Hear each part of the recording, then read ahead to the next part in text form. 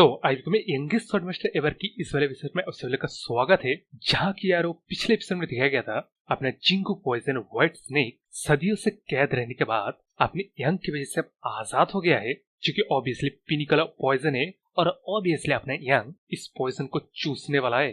तो इस एपिसोड की शुरुआत में अपना यंग इस स्नेक से पूछता है, क्या तेरा पॉइजन का नाम जिंगू पॉइजन है? तो इस बात को सुनकर उससे अपना व्हाइट स्नेक कहता है कि हाँ, और तू काफी इम्प्रेसिव बच्चा है। हाँ, मेरे पॉइजन को तेरे शरीर में पूरी तरह से फैल न जाए, इसलिए इंस्टेंटली तूने अपने वाइटल पॉइंट को ब्लॉक कर दिया। हाँ शाबाश, लेकिन कितनी देर तक तू होल्ड आउट करके रखेगा? ये तू भी जानता है कि मैं स्लोली से ही तेरे इस पूरे हाथ को मेल्ट करके रख दूंगा।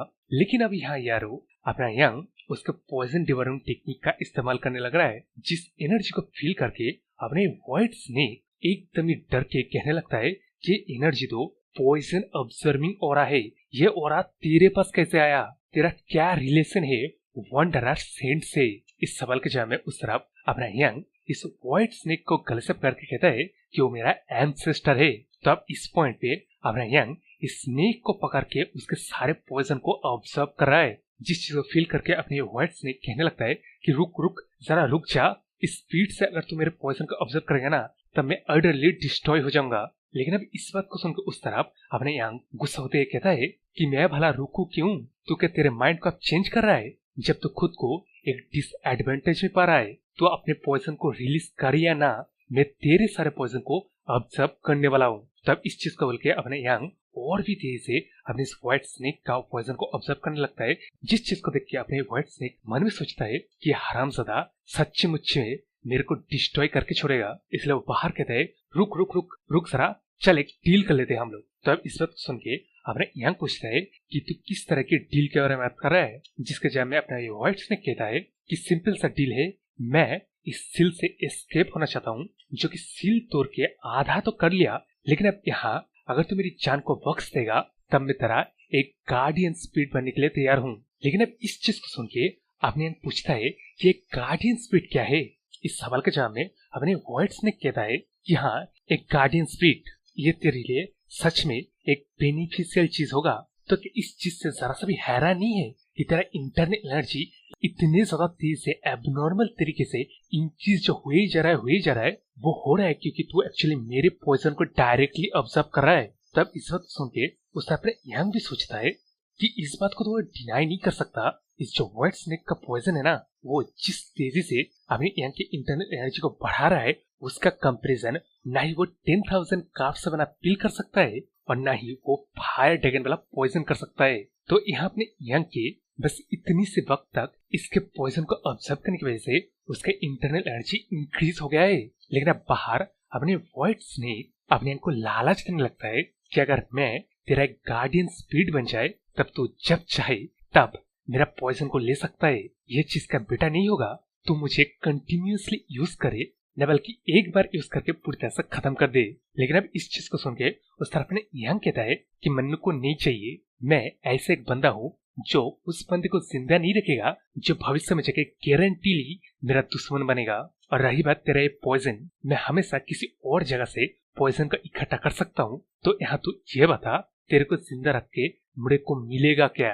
लेकिन अब इस बात को सुन के अपने व्हाइट स्नेक कहने लगता है कि प्लीज, मैं उस पॉइजन जार के अंदर हजारों सालों तक जिंदा रहा, बस एक अंधेरे में दीवार को देखते हुए, तो मैं यहाँ जबकि तेरे गार्डियन स्पीड बन जाऊंगा तब मैं तेरे ऑर्डर को डिसोबे नहीं कर सकता। तो कि जस्ट तू मुझे जिंदा नहीं रहने देगा? क्या ये चीज सच में काम नहीं करेगा? तब इस चीज को सुनते हुए ना अपनी एंग का मतलब देख रहे हो, उसके यार प्रीवियस जिंदगी को याद आ जाता है। लेकिन अब इस तरफ अपने इस व्हाइट स्नेक के चेहरे को देख रहे हो, ये तो साला कई के पपी बन गया रे। लेकिन उस तरफ अपने यंग कुछ सोच के इस व्हाइट स्नेक को कहता है कि मैं तेरे ऊपर विश्वास कर रहा हूँ, लेकिन ये एक बार और आखिरी बार होगा। जिस चीज को सुनते हो उस तरफ अपना व्हाइट स्नेक को भी विश्वास नहीं होता कि अपने यंग ने बस इतनी जल्दी एक्सेप्ट कर लिया। लेकिन अब उस तरफ अपने यंग आगे कहने लगता है कि मैं वार्न कर रहा हूँ, अगर तू कुछ भी फनी चीज करने की कोशिश करेगा या बस मेरा शक तेरे ऊपर जाएगा ना, तब मैं तेरे को गारंटीली डिस्ट्रॉय कर दूंगा। तब इस चीज सुनकर अपना व्हाइट स्नेक प्रॉमिस करता है कि वो उसका शक भी अपने व्हाइट स्नेक के ऊपर आने नहीं देगा। तब यहाँ जैसे कि दिख रहा है अपने यंग ने इस व्हाइट स्नेक के साथ डील कर लिया। तो अब यहाँ अपने यंग इस व्हाइट स्नेक से पूछता है कि अच्छा तो बता, तू मेरा एक गार्डियन स्पिरिट कैसे बनेगा, क्योंकि मेरे को किसी भी तरह के स्पिरिट आर्ट नहीं आते। लेकिन अब इस बात को सुन के अपने व्हाइट स्नेक कहता है कि अपने यहाँ को यहाँ कुछ एक्चुअली करने की जरूरत ही नहीं है। यह बोलते है अपना व्हाइट स्नेक एक एनर्जी बॉल में बदल जाता है और उस एनर्जी बॉल से कहने लगता है कि जब तक अपने यंग के पास ये एनर्जी बॉल रहेगा तब तक वो अपने यंग के सोल से बाइंड हो जाएगा और इसी तरह इन लोगों का गार्डियन स्पिरिट बनने का कॉन्ट्रैक्ट पूरा हो जाएगा। लेकिन अब वहां से हम लोग को बाहर का सीन दिखाया जाता है जहाँ के अपने ये दो बंदे लोग हैरान परेशान होकर रोने लगते हैं, क्योंकि यार अपने यंग ने वो पॉइजन डिटॉक्सिफाइड पिल को नहीं लिया था। उसके ऊपर से अपने यंग अंदर जाने के बाद कभी वक्त हो गया यार, अंदर से कोई आवाज भी नहीं आ रहा है, जिसके लिए अब इन बंदों की फट जाती है, क्योंकि अपना यंग सच्चे मुच्चे में अभी एक फैमिली हेड है जिस पोजीशन का काम अब इसका मदर संभल रहा है।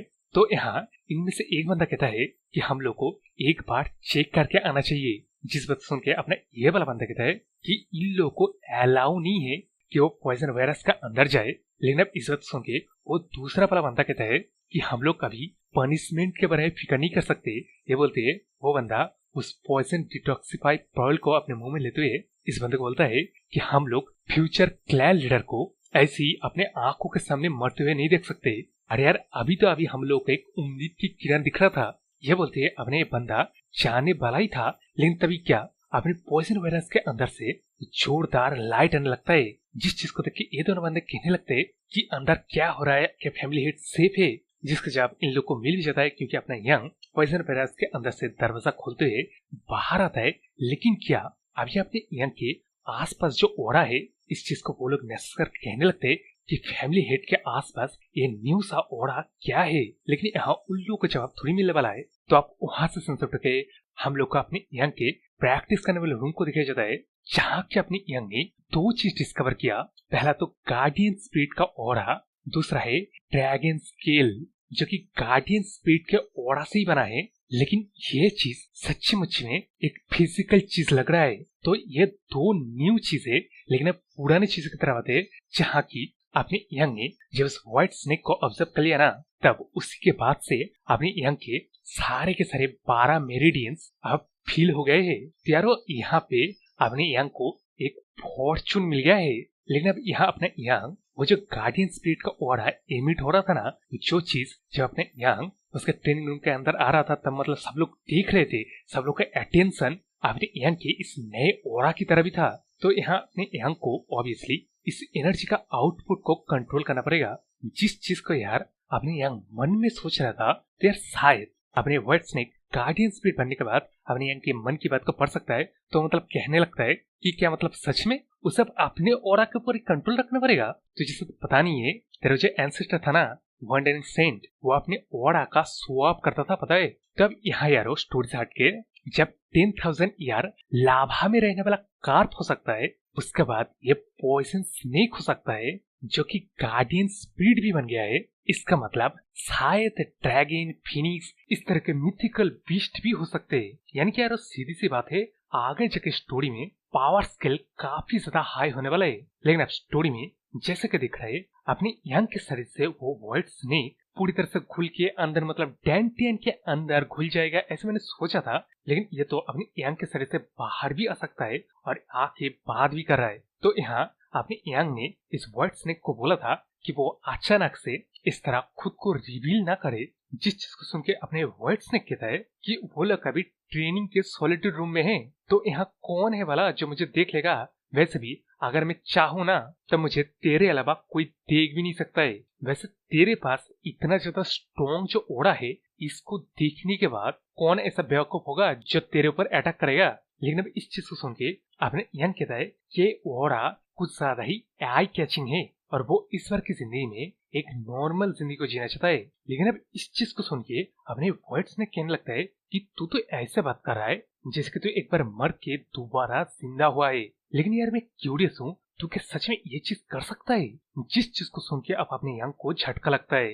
वो मतलब फिक्र करते हुए पूछता है कि अपने व्हाइट स्नेक के कहने का मतलब क्या है। जिसके जवाब में अपने व्हाइट स्नेक कहने लगता है कि उसको इस तरह के पावर दिया गया है, इसका एक रीजन है। जस्ट लाइक उसके प्रीवियस मास्टर यानी कि वंडरर सेंट की तरह तुम जैसे लोग जिनको पावर फॉलो करते हैं, वो लोग अपना अपना एक डेस्टिनी भी कैरी करते हैं। लेकिन अब इस बात को सुन के अपने यंग पूछने लगता है क्या उसको अपने वंडरिंग सेंट ने इस तरह मतलब यूज किया था। जिस चीज को सुन के अपने व्हाइट स्नेक कहने लगते हैं कि तेरा वो जो एंसेस्टर था ना, वो एक नंबर के स्टबर्न इंसान था, जो कि मतलब जरा सा भी फ्लेक्सिबल नहीं था। वो तो साला मरने के 2 घंटे पहले तक मेरे को काम करवाता रहा, उसके बाद भी उसका मन नहीं भरा। उसने एक सैमन को बुला के मुझे जार में बंद भी कर दिया, क्योंकि मैं उसके ख्याल से काफी ही ज्यादा डेंजरस हूँ। यारो इन चीजों को बोलते हैं अपनी इस व्हाइट स्नेक के गुस्से को देख रहे हो, जो मतलब आगे कहने लगता है कि उस बारे में सोच के ही ना इसको इतना ज्यादा गुस्सा होता है। लेकिन अब इस तरफ अपना यंग मन में सोच रहा है कि अब कनेक्शन बन रहा है ना, वहाँ पे एक सैमिल लोग का बैरियर क्यों लगा हुआ था। लेकिन यहाँ जो अपना ये व्हाइट स्नेक है, एक हाई रैंकिंग का स्पिरिट है जिसको हर एक सैमिन डिजायर करेंगे। तो जिस सैमिन ने इसको सील किया, उसने मतलब दोबारा आके इस स्पिरिट को लेने की कोशिश नहीं किया। क्या मेरा एंसेस्टर मेरे उस ओल्ड मास्टर के जैसे थे, जिसके मतलब सिंपल सोच है, अगर सैमिने को काम करवाना है, कॉन्वर्सेशन करना है, तो उन लोगों को बिना किसी वजह के धो डालो। 1-2 बार नहीं, वैसे ही बस धो डालो, जब तक वो लोग मार खा के थक नहीं जाते और बात करने में, कोऑपरेट करने में रेडी नहीं हो जाते। लेकिन अब यहाँ इम्पोर्टेंट चीज जो कि अपने यंग मन में आगे सोचता है, वो ये है कि अपने यंग का ये हालात के पीछे कोई ना कोई वजह होगा। तो ऐसा क्या वजह हो सकता है जिससे उसका फ्यूचर का मेमोरी इस तरह यंगर शरीर में अवेकन हुआ है। इसके बाद अपने यंग आगे एक चीज सोचा, जो कि उसे लग रहा है एक कोई चीज हो सकता है इसका रीजन। लेकिन वो क्या चीज है इसका भी हिंट नहीं दिया जाता है, जो कि मेरे ख्याल से शायद वो तलवार हो सकता है। मतलब शायद आपको याद होगा तो पहले उसे नहीं बताया गया है, अपने यंग के प्रीवियस लाइफ में उसके मास्टर ने एक तलवार दिया था और एक नियम दिया था, तो शायद वो तलवार हो सकता है। लेकिन ये मेरी थ्योरी है, लेकिन अब स्टोरी में आगे बढ़ते हैं, ठीक है ना। तो अब ट्रेनिंग रूम के अंदर बाहर से अपना ये वाला बंदा आता है, जिस चीज को देख के अपने यंग चौक के मतलब स्पीड को अपने शरीर के अंदर घुसा लेता है। लेकिन अब उस तरफ अपने ये बंदा यंग को रिपोर्ट देता है कि सिसवन में घर के करीबी ईविल फैक्शनों का अटैक हो गया है। तब इस सीन के बाद हम लोगों को वो 2 ऑर्थोडॉक्स फैक्शन के बंदों को दिखाया जाता है, जो कि यहाँ जैसे कि देख रहे हो काफी चोटिल है। और यहाँ तो अपने मोटा सोच रहा है कि वो ऑलमोस्ट टैंक फैमिली के दरवाजे के अंदर चली गया था। लेकिन इस तरफ हमने ईविल फैक्शन का ये बंदा कहता है, अरे ओ कितने चली इतने जल्द करके मेरे डियर फेलो जस्टिस फैक्शन के बंदे लोग। वैसे मैं नहीं जानता आप जैसे ऑर्थोडॉक्स सेक्ट के एस्टीम जेंटलमैन यहाँ क्या कर रहा है, लेकिन तुम लोग को ये जानना जरूर चाहिए था कि सिसवन डार्क डेथ सेक्ट और ईविल फैक्शन के टेरिटरी में आता है। लेकिन अब इस चीज को सुन के अपने दाढ़ी वाला बंदा कहता है कि मोटे मैं इन लोगों को रोकने की कोशिश करूंगा, तो अभी यहाँ से निकल। लेकिन इस चीज सुन के अपने ये मोटा कहता है कि अपनी हालात दिखाए, मेरे भाई बकवास बात करना बंद कर और अपने चोट के ऊपर ज्यादा ध्यान दे। लेकिन ये चीज वो बाहर तो कह रहा था, लेकिन वो अपने मन के अंदर सोच रहा है कि करीब 100-200 ईविल फैक्शन के बंदे जिनको पैलेस लॉर्ड जंग टेजन लीड कर रहा है, तो मैं तो इन लोगों को मेरे इंजर्ड स्टेट में हैंडल तो नहीं कर पाऊंगा। लेकिन अब उस तरफ बाहर उन्हें ईविल फैक्शन का बंदा कहता है कि तुम लोग चंडू की तरफ रस्ट कर रहे थे, यानी कि ये चंडू ना सिसवान इस पूरे एरिया का सबसे प्रॉस्परस एरिया है, और जहां अपने यंग का घर भी है और सिसवान का कैपिटल भी। तो अपने ईविल फैक्शन का बंदा कहता है तुम लोग जो चंडू की तरफ जा रहे थे ना, तुम लोग को शायद पता नहीं है टैंग फैमिली के लीडर ने टैंग फैमिली को क्लोज करके रखा है, तो तुम लोग तो वहाँ बेकार में जा रहे थे। लेकिन यहाँ मैं अगर तुम लोग को जिंदा लीडर को सौंप दो ना, तब लीडर मेरे को कोई अल्टीमेट मार्शल आर्ट देगा, तो मैं तुम लोगों को जिंदा लीडर को सौंपने वाला हूँ, तो अपने हाथ पैर जरा खोने के लिए तैयार रहना। तो यह बोलते हैं अपने ईविल फैक्शन का बंदा हमला करने वाला था। लेकिन अब उस तरफ इन लोगों के पीछे से आवाज आता है कि उस तरफ जिस चीज सुन के कोई बंदा कहता है कि ये दोनों येलो रूप में बंदा कौन है, जिसके जवाब में कोई बंदा कहता है कि उन लोगों को दिखने में ऐसा लग रहा है कि वो लोग जस्टिस फैक्शन के कोई बंदा होंगे। तो ये सारे बातचीतें ऑब्वियसली अपने यंग कर रहा था उसके अपने बंदों के साथ। तो यहाँ अपने यंग आगे कहता है तो वो बाकी सारे बंदे ईविल फैक्शन के बंदे होंगे ना, तो मेरी ऑर्डर को सुनो,